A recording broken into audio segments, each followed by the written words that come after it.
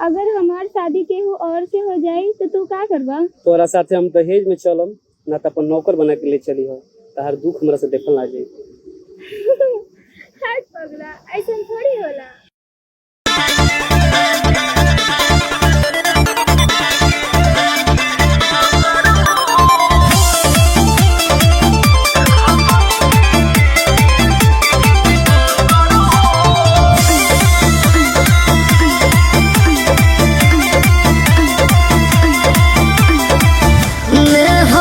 छपाए लागल हाथ में सिंदूर भी पड़े अब माथ में। हे जा सुना हो मेहदी छपाए लागल हाथ में सिंदूर भी पड़े अब माथ में। खुश नहीं रहब जानू तोहरा के खोकर हो।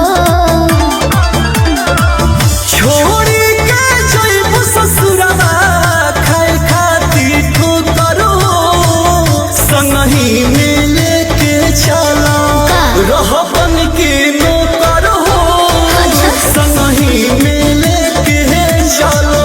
रहबन के नौकर हो संगही में लेके चलो।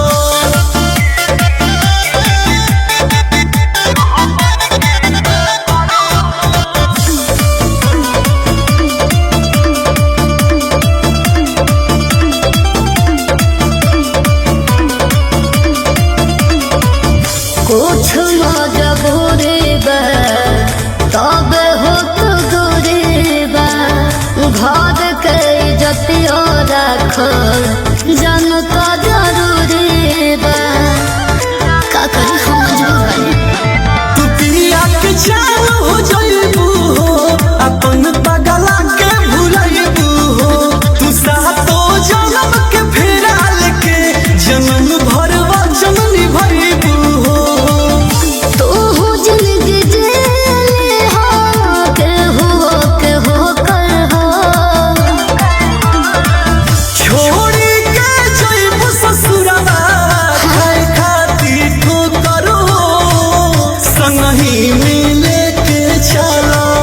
रहबन के नौकर हो संगही में लेके चलो। रहबन के नौकर हो संगही में लेके चलो।